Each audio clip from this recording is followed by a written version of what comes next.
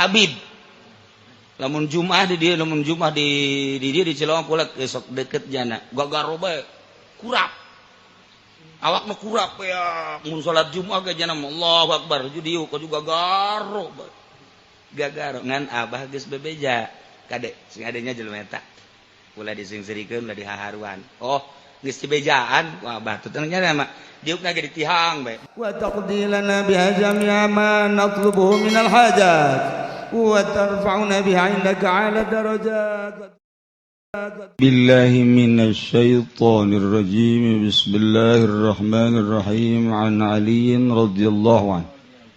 ngariwayatkeun ingsun saking Sayyidina Ali muga-muga nilar bendosa Allah anhu saking Ali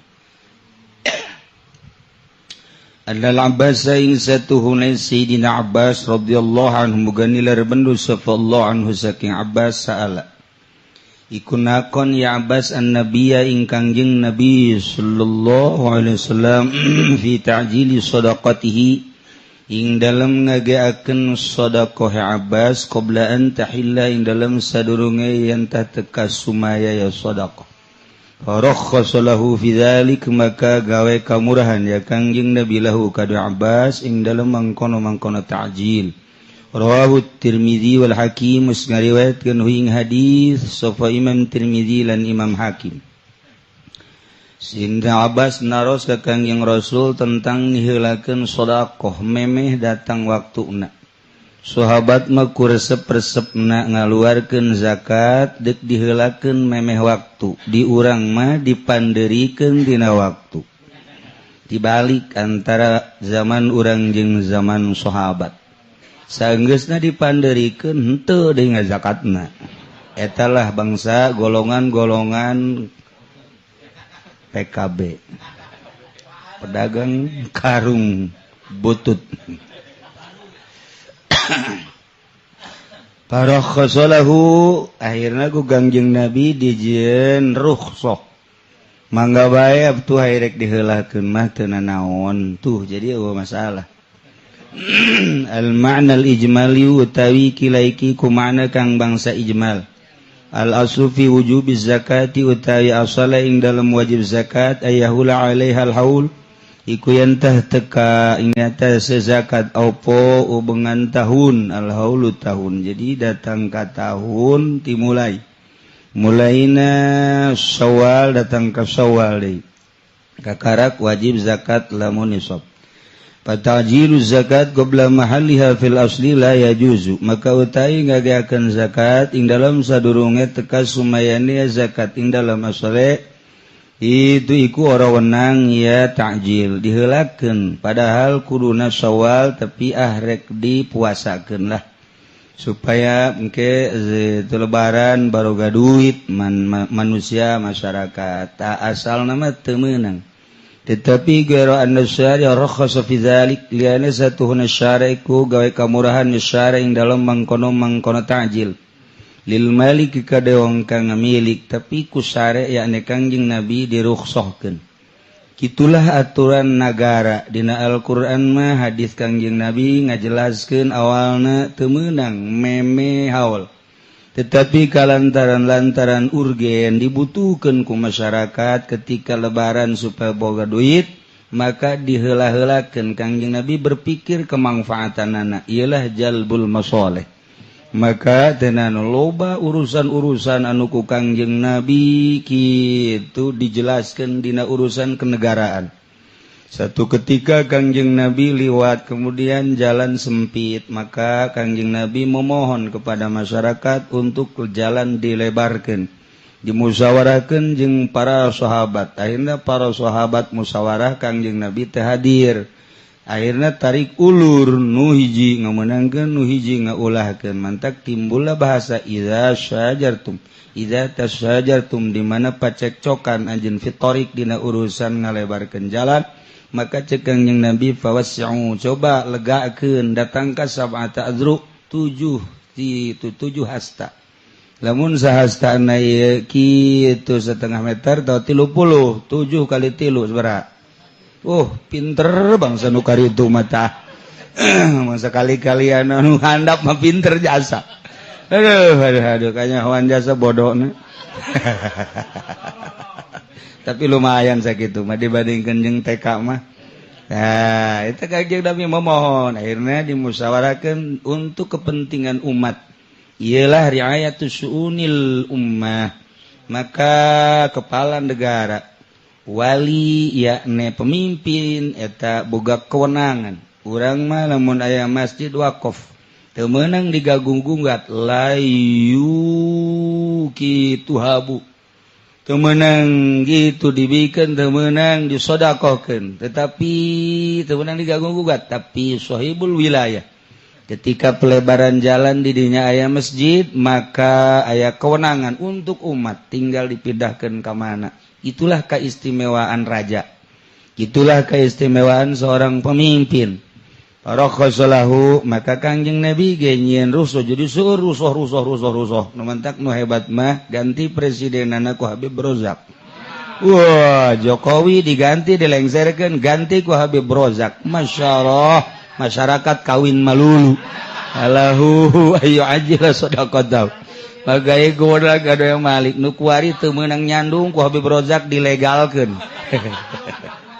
Bagai gopari jangan nama teu laku tetep. Bagai ku tetep kado Malik ayu ajila utawi henteu ngagakeun ya Malik. Atuh deuk sakalaku ka satu jalawat. Sedekah tawing sedekah Malik qabla waqti dalam sadurunge waktuna sedekah. Amaman kana wasian anapun teh wong kangana yang mandi kukang den wasiatan dalam malin ngata harta. Andai kata kena wasiatnya kita ngurusan sehartana. Awalian aliha tawai ku kang ngurus alaihi ingat semalnya seorang walina atuh tama palai salahul haku maka orang ikut kegedeman apa bener pitaji di zakat pimahiliha ing dalam ngagakeun zakat saking teka sumayana zakat at-tahlilul labju wallahu a'lam bissawab.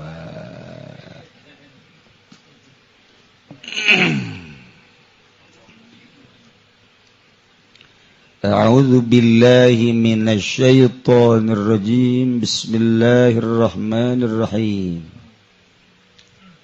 Wa makhfudun bitab'iyati li nafsihi. Lan kang den asoraken kalawan sebab nganuti kadue nafsune ya si wong. Wa hawahu lan hawane ya si wong. Wa man tabi'a hawahu hiya bihi ilal hawan. Isa paman iku nganuti aman ning hawane man maka den hinakeun apa bihi kalawan man maring kahinaan. Ama gola syair kaya oleh ngucap sapaki syair ngucap la tattabi'in nafsa fi hawaha in tiba'al hawa hawan. Aja nganuti sira ing nafsu ing dalam hawa nafsu. Satuhune nganuti hawa iku hawanun kahinaan.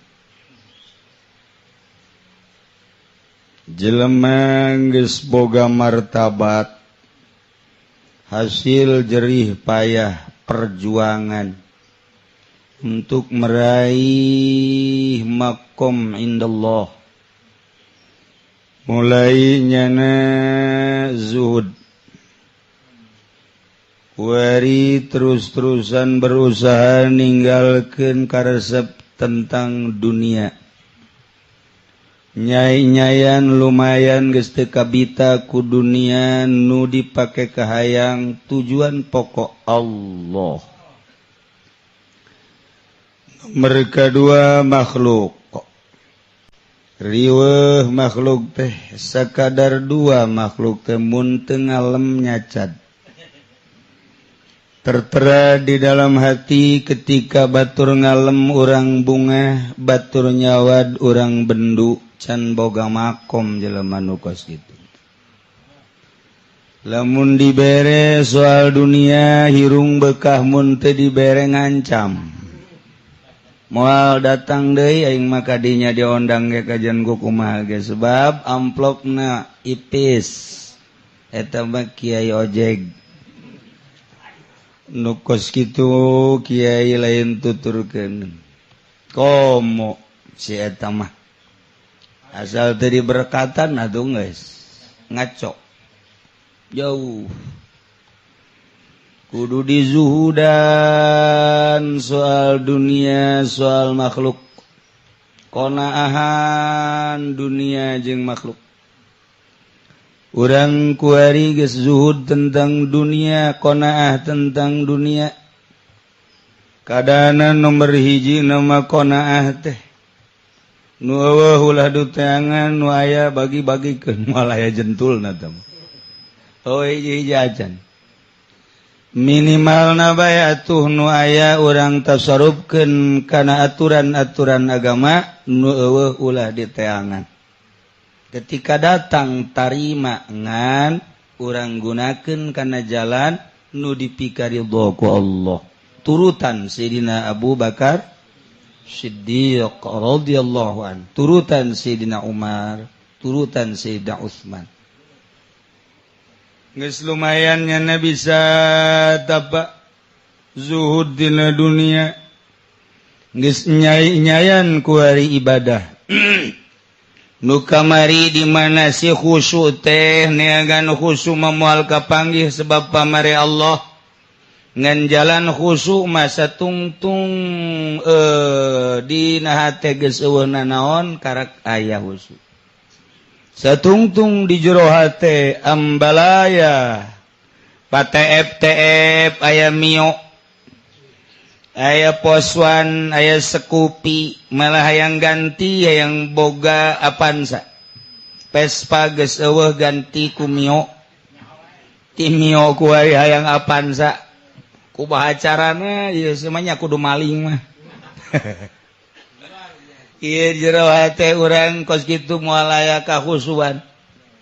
boga pamajikan lain dinikmati saya belah ieu urang urus kuari japur kutut jadi pandian diurus pandian purus jadi bagus ulah sok tuangan teangan segala kasubang ka Karawang geus bae heula irek ibadah mah eta bae hiji satungtungnya bisa nenangkeun pikiran urang ditoel nang karak atung geus teu kudu bang neangan-neangan deui kecuali lamun ditoel nya nangkub wah ieu geus lain garasi ya tah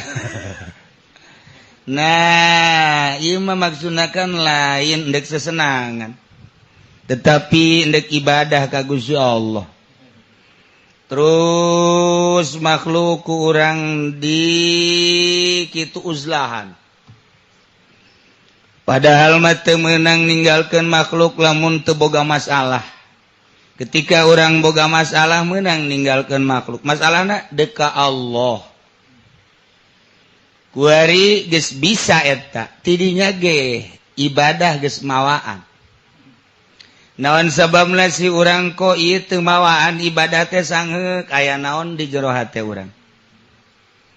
ketika ku urang dileungitkeun tentang cinta dunia cinta makhluk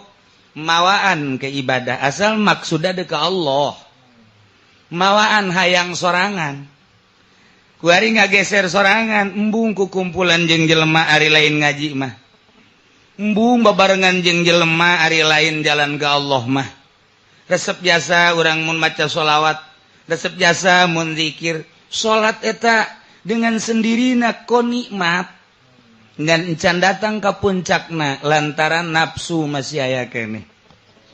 ti dieulah urang terus ngopena nafsu ulah nutur-nutum nafsu kahiji kadua geus beres nomor katilu jelema nu geus boga pangkat kemudian bisa morosot deui amruk bitaba'iyati li nafsi wa hawa kusabab nuturkeun nafsu jeung kahayang urang lamun teh dididik ku guru moal beres ibadah ku wajen teuing tarang harari deung ngeur cara PKS moal bisa PKS tinggal PKS wacana make jubah emang jubah bisa ngahusukeun wacana calana rek komprangna ka handap haju naon garang-garang samping ka luhur cara potongan Cianjuran emang bisa husu ku kitu lamun bisa husu ku kitu mah meureun urang Cianjur harusu buktina jan teu biasa-biasa bae teu ngaleungitkeun ria posisi ria teu nyaho tita ngaleungitkeun ujub posisi ujub teu nyaho jalan ngalengitkeun ria ujub takabur teh geuning henteu diurus atuh moal bisa sakadar lisan mah tuh gampang bae dulur sing ikhlasnya urang ngariung ulah hayang nanaon mangga balik we nya teu dibere berkat nyana nu ngomong nyana anu bendu tadi mah nyana ngomong sing ikhlas bae nya urang karena Allahan bae nanaon ge mah pentatangga ulah sok hayang berkat-berkat geus beres basa bubar ngariung kabehan dibabagi berkat Haji Pudoli kalewat nyana nu ceramah ngomong jeung babaturanna kasing salah mulai kita ngomong gitu emang dia menang di dia henteu lah kajian karena Allah bae kiamat 7 na moal hadir lah itu penyakit eta kos gitu nah iya kan hese nah eueuh di jalan iwalti kudu make metode untuk usul ilallah thariqah adapun thariqah nu terserah deuk make thariqah naon ente sarua acan dek Qadiriyah mangga anak Sabandiyah mangga anak Tijaniyah hegae Utsmaniyah mangga Rifaiyah Nawawiyah Rozakiyah teh anyar eta mah bangsa mun asup ka dinya ngopi melulu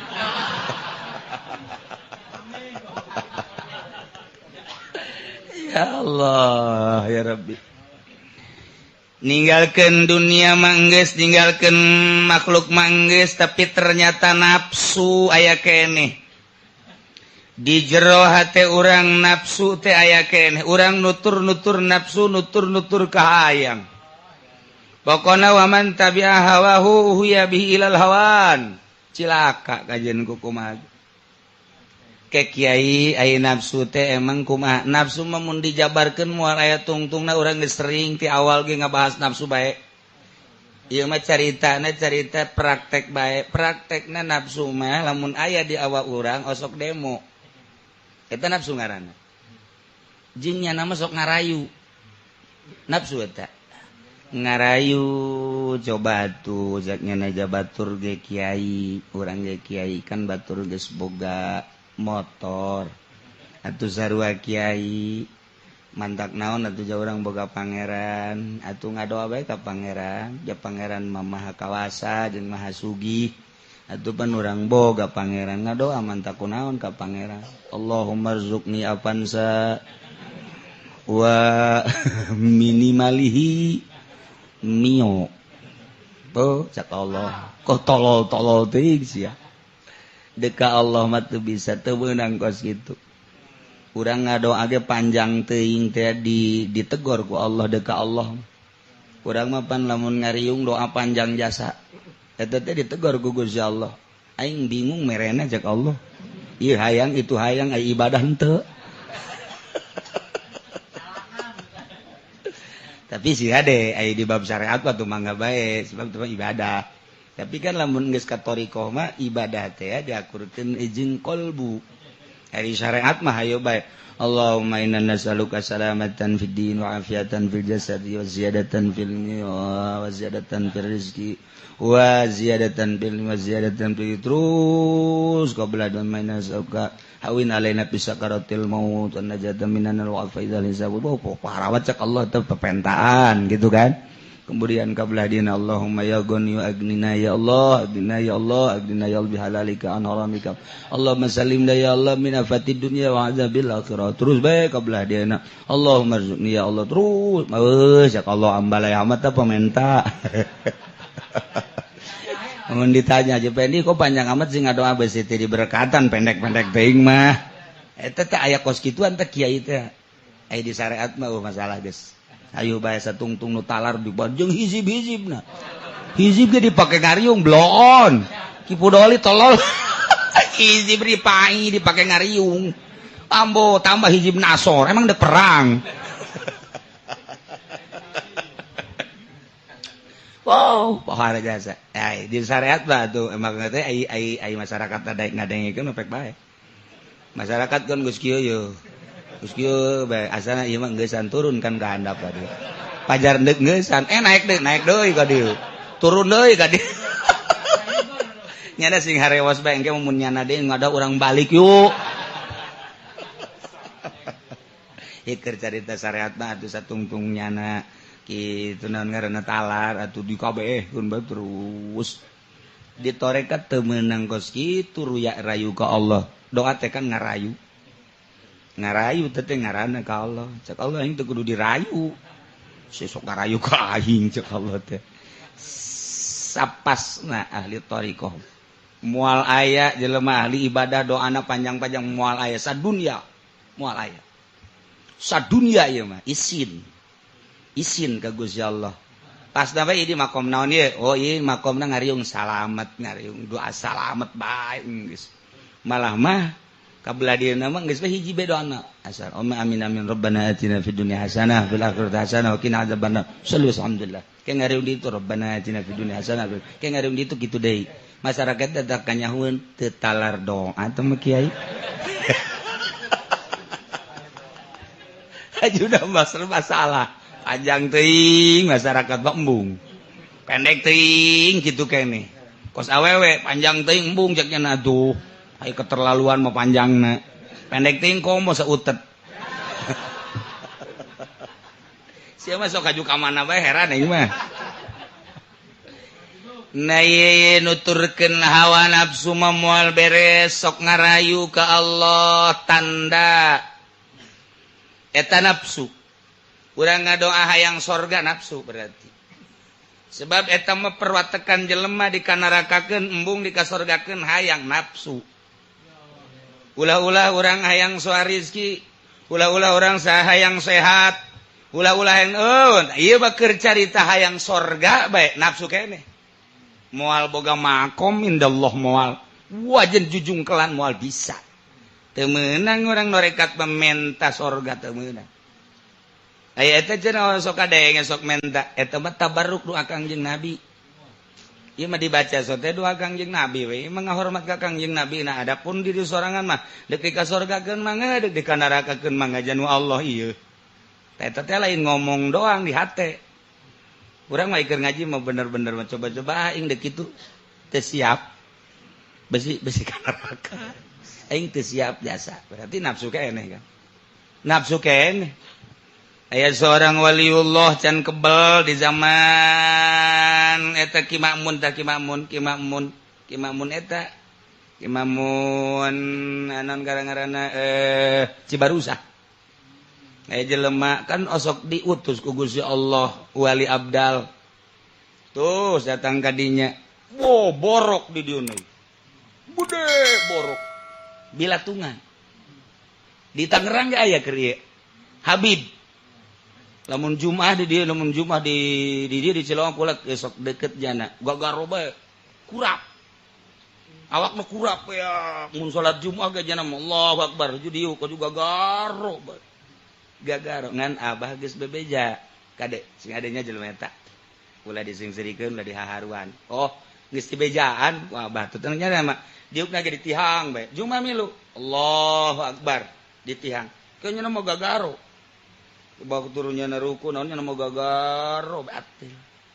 tapi geus dibejaan sing ade guys ieu mah keur carita eta di Bekasi borok nyana seuri bae ke lamun wudu borokna eta nabi latungna dicokotan ku nyana diasup-asupkeun ka wadah ka gelas set bilatungna geus uhan bilatung nyana ngala wudu ke nyana salat ke geus beres salat bilatung diasup-asupeun deui kitu bae eta nyana mah asal wudu dikaluar-luarkeun di toilan bilatung diasupeun geus beres salat diasupkeun deui aya nu nanya Ki jak kiai lain banyak di ki bae gitu Ki eta teh bilatung kudu diasup-asupeun ka dinya makhluk Allah menang yeun Allah nu mantak dijieun ku Allah di dieu ge meureun dahareunnya nana aya di suku kula ieu mah menghormati ka Gusti Allah we bilatung teh ulah dibawa salat jangan nama makhluk kos kitu ngan ketika geus salat mah tuh dahareunnya lamun teh di dieu deuk di mana manan Allah neundeun ge di dieu meureun rezekina di dieu datang moal coba pikiran urang ka dinya hayo coba ye aya urang mah diantepkeun leho leho diantepkeun ka dieu Ki eta leho nang Allah. Oh nang Allah tetep teu meunang antepkeun bae kebal-kebal asin meureun disusut-susut oge. Ieu loba lamun lain wali Allah mamal bisa emang kumaha gitu. Didinya lah saat-saat kos kitu pangkat ditaikeun ku Gusti Allah. Sebab nafsunya anakna teu dikepar. Urang mah pan nafsu teh hayang sehat bae embung gering. Ketika dibere gering teh urang mangarasula ka Allah Gusti kieu-kieu teuing. Hitung ku sia sehat sia sabaraha taun kakarak gering saminggu bae ge cak Allah geus gusti-gustian. Ye emang naon nafsu bener. Ketika nafsu geus eueuh gering mah gering bae tuh janu Allah janu sehat ge. Wae dicokot bae. Cenah aing dek dicokot ku gering ya tuh mangga teh teuing janu Allah ieu. Ye deuk kumaha ngomong mah urang keur ngaji bener. Ente dibere we gering 2 poe aju bae. Ente cai lah. Kadukun lah. Ye bebeja bu cenah kiai geus sabaraha rupa ieu bawa obat. Geus kiai, geus dukun, geus naon, geus dokter ieu mah tinggal ka tukang sihir doang cenah nuncan. Ieu deuk kumaha urang nafsu tah. Ieu babaro-baro da hayang surga ke ka nafsu, ente nuturkeun nafsu, hartina uhya bihi ilal hawa teh moal buang pangkat turun ente. Masyaallah karim. Tah lamun urang nyaritakeun model kos kitu tah. Dicoba kapan ku Tuan Syekh Abdul Qadir teh aya muridna anu sukang menta-menta teh. Menta-menta ge bae di jembatan ke ibadah, zikir, ke isuk-isuk atau sore-sore menta-menta ge ku batur geus diwali-wali. Bebeja ka Tuan Syekh Abdul Qadir aya waliullah. Ibadahna pohara, zikirna pohara, peuting tarasara di mana cek ke Tuan Syekh Abdul Ketuh di jembatan purati menta-menta ya untuk penan gawe nangan menta-menta doang kita mau formalitas doang diteropong sebab seluruh wali kan aya di bawah tangannya lain wali teman kuka masyarakat geus diwali-wali lain ji jakus hebat jasa segala rupana ge kayak kukula ada dicoba ku Tuan Syekh mejennya nyana keur hees batokna dipiceun bleng bae kapirunan udah ngees nyana biasa ndek operasi action nyana neteangan ku nyana batok aing ka mana ya batok aing ka mana nanyakeun ka sekitar eta batok aing ka mana bejakeun ku salah saurang tuh batok mah anu micun tuh ka ditu tuh kapirunan saha eta jelema nu micun weh naonan paranti usaha aing oh bejakeun ka Tuan Syekh tah lamun wali moal neangan batok ketika geus leungit atuh leungit bae nyana ndek boga pagawean paling nampa atau neangan deui moal kudu neangan sebab batok eta dunia geus leungit batok bae di teangan kula mah tuh kuda kula kandangna emas andai kata anu nyokot moal di teangan tuh anjing kula 1000 make kongkorong emas kabeh geus laporan nu di anu bahwa eta emas teh aya nu malingan we sabodo tah urusan dunia ieu mudah-mudahan we nu maling emas kula bisa ibadah ka Gusti Allah sugih Tuan Syekh teh tapi teu ingeteun kana dunia eta jelema susah geus diwali-wali horeng lain wali sebab batok hiji bae ge kudu teangan kototang-kototang datang ka teu zikir. Coba hayu jasa nafsu berarti cinta dunia cinta makhluk nafsu na kadinya jehe emang kumaha gitu urusan jeung Allah. Nah si Tirebatul Adawiyah ditanya ieu nu mantak boga pangkat jadi kutub kumaha emang lalakon kula baheula terus ibadah ka Gusti Allah teh ku Gusti diantep bae satungtung di jero hate aya duniaan aya makhlukan kula berusaha payah cek Rubatul Adawiyah ngaleungitkeun cinta dunia alhamdulillah lainang kula nang Allah tadi aku kula ciptaan Allah mentana ge ka Allah ku Allah dibere teh cinta dunia alhamdulillah kurnia tu Gusti Allah mulai nikmat ngan tetep can diangkat jadi wali karak nikmat ibadah bae ngaleungitkeun cinta makhluk sebab makhluk mangan sakadar ngalem jeung nyacat kukula diabaikeun teu mahi sabulan 2 bulan ngabaikeun makhluk ternyata alhamdulillah kula nanu Allah makhluk nu Allah menta ka Allah alhamdulillah ku Allah dibere teu cinta ka makhluk nang Allah tidinya kula encan diangkat jadi wali bae ngeunaheun ibadah mangan semet sakitu bae kula teu ngaharepkeun karomah ku Allah teu dibere jancan jadi wali karak ngeunaheun ibadah bae kula nyuhunkeun ka Gusti naon ieu nu mantak aya ganjelan cek Gusti ngadoana sing bener oh orenganan doa kula menta sorga tidija kula teu pernah menta sorga Gusti abdi ibadah ka Gusti teu hayang ka sorga sama sakali teu embung ka neraka urusan ka sorga jeung neraka mah teh mah urusan Gusti janu Gusti abdi mandek ngabdi be ka Gusti kitu na teh di jero hate kakarak dironjatkeun ku Gusti Allah jadi wali. Guys, urang bari mah ulah sok ngadoa-doa jannah-jannah gitu ulah. Ulah guys. Allahumma nas'aluka jannata wa na'udzubika min sakhatika wa ulah. Sebab eta hawa nafsu, emang hayang surga mah hayang nafsu. Tungtung nama urang ngadoa ayatan teu di kana nerakakeun gerger. Ulah saturut-turutna. Kudaya nu nungtu. Jelema di zaman Tuan Syekh pengusaha besar. Begitu pengusahana ambruk total menta doa ke kiai anu teu kaharti ka kiai anu teu kaharti ka kiai anu hikmat beureun aya nu ngabejaan sia tuh lamun hayang menyat deui mah tuh ka ditu ka Tuan Syekh di mana tuh di ditu datangnya na ka Tuan Syekh ku Tuan Syekh ditanya naon ieu kula pengusaha ajo kula menta doana ku usaha kula ambruk supaya menyat deui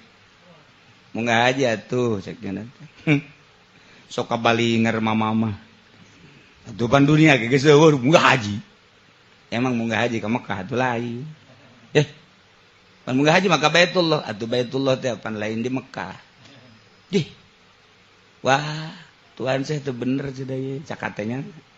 sule sok tujak tunjuk jur hate teh sakumaha teh bener teh kana naon ka Mekah maneh teu boga ongkos atuh lain ka Mekah ka Baitullah itu jadi awak sia ge Baitullah mana Baitullah teh eta kolbu teh Baitullah sok datangan teh kolbu perem bedak bentah aya eueuh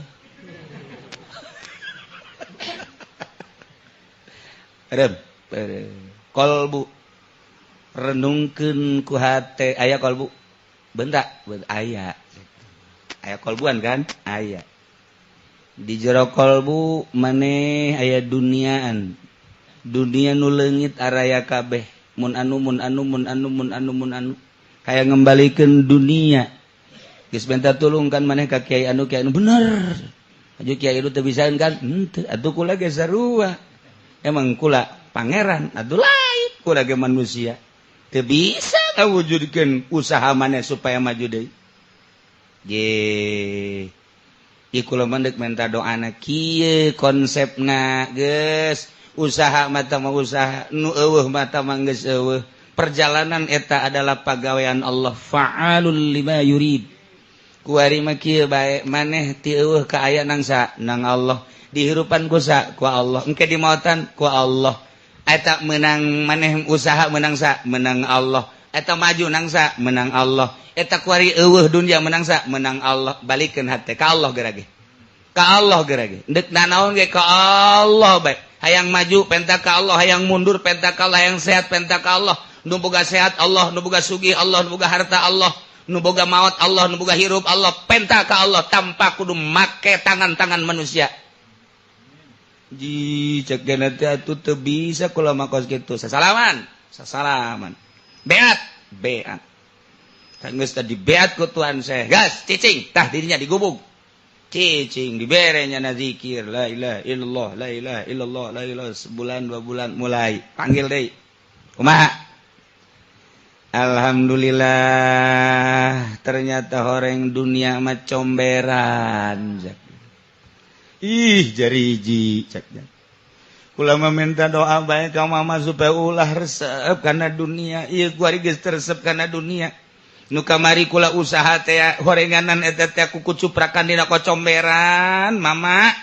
alhamdulillah wauh jeung mama kula kuari sugih jasa tuh Kuari teu boga naon nyebut sugih. Cak nu ngadengekeun pugumung surut sugih. Kuari mah teh kula sugih jasa horenganan kula kamari. Cicing dina kendaraan horeng kocomberan, cicing di tanah horeng kocomberan, cicing di usaha horeng kocomberan. Nuku kula di udag-udag goreng kocomberan teh ih Gusti mun kula inget kana ka tukang urusan-urusan kos kitu orenganan hirup di tengah-tengah kocomberan beuh mun cacak-cacak henteu wauh jeung mama meureun kumaha lainang mama pan tadi gatita ka Allah teh nu ngitukeun lamun bebejak haji pendi mah bot tunang saha deui bisa kitu teh panang aing atuh mah berkat sia ka aing bersyukur mun aing gejebur sia eta pan kieu blon teh makos kitu hei sia keur ieu kan masantren di aing tina teu bisa amil jadi bisa tina teu bisa jurumiyah jadi bisa kuari sia jadi jelema jadi kiai kunaon tilok nyaba ka aing atuh wayahna bagi dua totolol teh kiai kita bagi dua kudu inget ka Purwadag sia ti bodoh ka pinter teh kapanang aing eta kiai jahanam teman makos kiai teu beres teh kiai kuari mah mantak sagadaya alumnian kupaya kararumpul imah kiai engke nyanang nyieunkeun gerakan-gerakan lumayan aya leuwihna tina gerakan eta jeung meuli ban Fortuner kiai tolol kan kiai torikoh moal kos kitu etan bangsa kos kitu teh kiai-kiai kocomberan urang teh lamun ngomong kos kitu kadengeun ku nyana marah ieu kan makom wali. Keur ngaji teh makom wali teh kos kitu segala menerima siswa baru rimpak. Pondok pesantren naon ngaranna? Pondok pesantren naon eta ngaranna? Pondok pesantren Darul menerima siswa baru. Jahanam teh kos. Wah nu kos kitu. Assalamualaikum. Waalaikumsalam. Deuk ka mana abdi iya mas santren jadi mau pondok ke kampung pondok beras sekali itu tuh ayah pondok kiaina aja pendi di situ bisa dagang karung saya di situ mah oh ulah kadi anu pondok mah tuh kadi itu di dieu mente teh lah sapira dia ngajina ge letik teh endek ge diulah-ulah ieu mah lain bejaan masyarakat supaya marondok kadinya supaya jara di jelema orang nyanana ge teu lain jadi jelema ieu jurig Tuan Syekh mah dikitukeun bu mama cacak-cacak abdi lamun teu kapanggih jeung tuan meureun bae dicarekan ulah ka mama ka Allah mbak teh ieu teh neuk nungtun di ka Allah kan ulah kudu ka mama kabeh nang Allah nah kuari mah geus kapanggih dengan cepat nyana lantaran cerdas kuari teh geus aya dina ngeunah rarasaannya na dunia teh hina dunia teh kocomberan ngan encan diangkat-angkat jadi wali kunaon sebabnya menikmati karena kangenahan eta nafsu ngaran ieu keur carita nafsu urang mun ngabahas nafsu ti mimiti mah geus panjang teuing ieu mah keur carita jelema-jelema nu ibadah dibere kangenahan nyana menikmati kangenahan eta teh nafsu jagjana teh atuh kudu kumaha ieu henteu kudu kumaha piceun we nafsuna engke bakal dicoba ketika orang ndek nyoba micenan dunia bakal dicoba ku Allah didatang-datangkeun sanggeusna didatangkeun loba nu menta sanggeusna loba nu menta engke loba nu leungit ndek kumaha sia ikrar di hareupeun aing cek Allah bahwa sia teh ndek ninggalkeun dunia kuari ku aing dunia didatangkeun menyikapi datangna dunia terhadap siapa nang aing ndek kumaha sia sanggeusna aya di leungeun sia eta dunia nu kumaneh hendak ditinggalkeun teh ku sia dinikmati apa henteu mulai aya daratang jelema nu menta-menta berbagai lapisan-lapisan nah kuari sia menyikapi dunia nu ku sia hendak ditinggalkeun kumaha sanggeusna kos kitu engke aya dunia nu leungit nu direbut dan lain sebagainya sebagai sia manusia nu ikrar dek ninggalkeun dunia coba sia kumaha menyikapina ketika urang dek ninggalkeun dunia jadi cobaan ketika orang dek ninggalkeun makhluk dararatang berang peuting terus bae dararatang engke ge makhluk datang nu ngalem anu nyacat engke makhluk nu mere anu menta engke makhluk mencoba sia menyikapi makhluk teh kumaha lantaran di jero hate sia ikrar dek ninggalkeun makhluk dek ka aing ku aing didatang-datangkeun makhluk ti berbagai lapisan masyarakat ti mimiti nu susah awewe lalaki nu sedang pejabat kabeh datang sia menyikapi makhluk kumaha bener henteu sia dek ninggalkeun makhluk na dek ka aing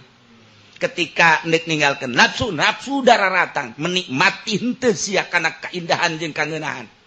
model tadi tah jelema dikaluar-luarkeun kitu bilatungna eta kan jadi kangenahan buat dirina nikmat amat cekeuna horeng bilatungan eta kan nafsu mantak diasup-asupkeun deui ka dinya beusi eta teh termasuk nafsu asup-asupkeun deui ka dinya antepkeun kumaha Allah bae paeh nang Allah hirup nang Allah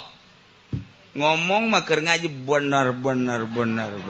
ditajong bae mana ieu fa'alul lima yurid lu badak deg jadi wali ngeunaheun ngomongna wali praktekna lamun eueuh guru mursyid hese jadi wali mah nu sebut wali murad jarang tetep make perjalanan kitu nuturkeun Kangjeng Nabi sebab Kangjeng Nabi uswatun hasanah liman kana yarjullaha wal yaumal akhir dek datang geus datang ka mana urang nuturkeun Kangjeng Nabi jeung nu dituturkeunana naon ieu ti Kangjeng Nabi eueuh urang teh ye anu ngabimbing urang menuturkeun Kangjeng Nabi teh sok diceramah-ceramahkeun ku tukang ceramah ieu mulu dan tuturkeun Kangjeng Nabi tah lamun dahar cek Kangjeng Nabi teh ngan 3 doang tutur nu kos kituna atuh Kangjeng Nabi mah dahar 3 ge korma urang coba mun dahar kitu mun dahar urang sangu aju make 3 sedengkeun sanguna bulog asana ti isuk Habib Rozak eureun-eureun magrib dahar ji atuh nu kos kitu mah eta mah urusanana teh mah urusan lasapira tuh nya urusan pakaian tuturkeun Kangjeng Nabi urusan sare tuturkeun Kangjeng Nabi teu salah lain eta dina thariqah hayang usul ilallah mah nu kos kitu mah tah sapira ning sapira nu kudu dituturkeun naonna sifat nu wajib di Kangjeng Rasul hiji sidik wajib Kangjeng Rasul kasipatan ku sidik mustahil Kangjeng Nabi kasipatan ku kidib tuturkeun ku sia ulah aya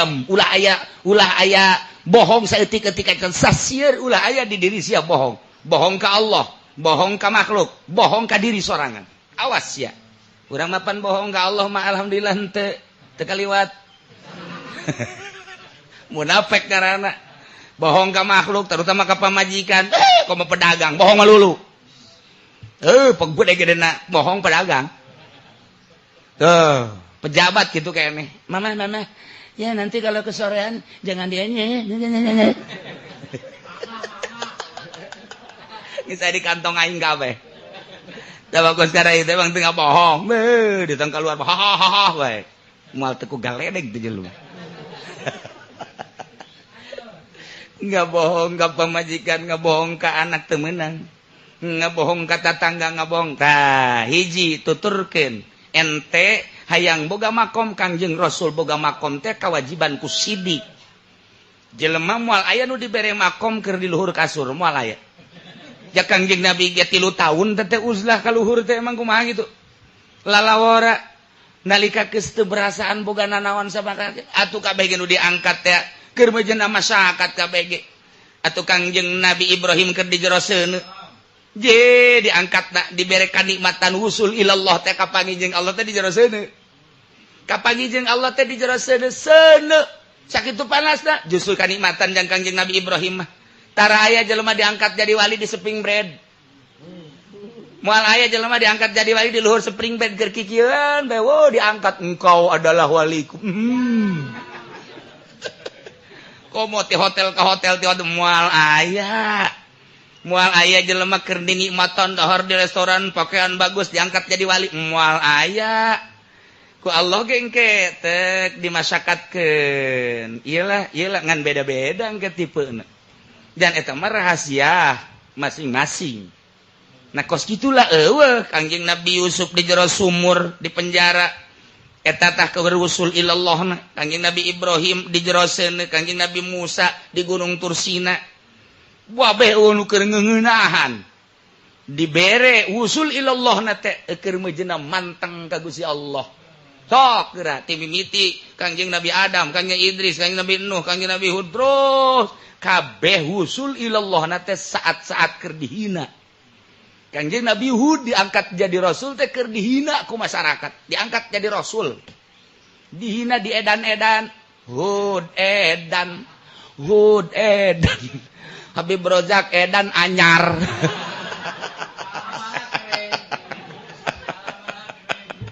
tuh kan kos gitu saat kos kitu nyana menyikapi ka Gusti Allah. Oh, abdi nang Allah, masyarakat nang Allah. Nyangakeun sadaya-daya. Diresepkeun nang Gusti, dibendukeun nang Gusti. Atuh abdi kiri ka Gusti. Ya, isuk page toge bakal maut ka Gusti ieu. Geus teu aya dampakna naon. Cemohoan masyarakat, penghinaan masyarakat, dampakna naon ka Kangjeng Nabi Hud, kakarak diangkat. Usul ilallah. Seluruh nabi pernah mukalamah jeung Allah. Usul ngaranna. Rasul henteu usul ilallah. Atuh urang geus sebagai umatna, atuh usulkeun ka Gusti Allah, ngobrol jeung Allah, loh. Endek ka mana? Endek kondangan. Siapa mau usul ke Allah sih kos gitu. Dan bantak. Nah, carana iyalah ku dihitung-tung ku guru mursyid. Nah, ieu carana mahfudun bittabaiyah. Boro-boro urang nyaritakeun nafsu nu awal geus panjang jasa ku ari mah praktekna bae hayang sor begabaya nafsu. Ketika di awak urang ieu aya ka nyeri dipiceun ku urang menikmati kanikmatan atas nyeri ku ari ngeunah nafsu.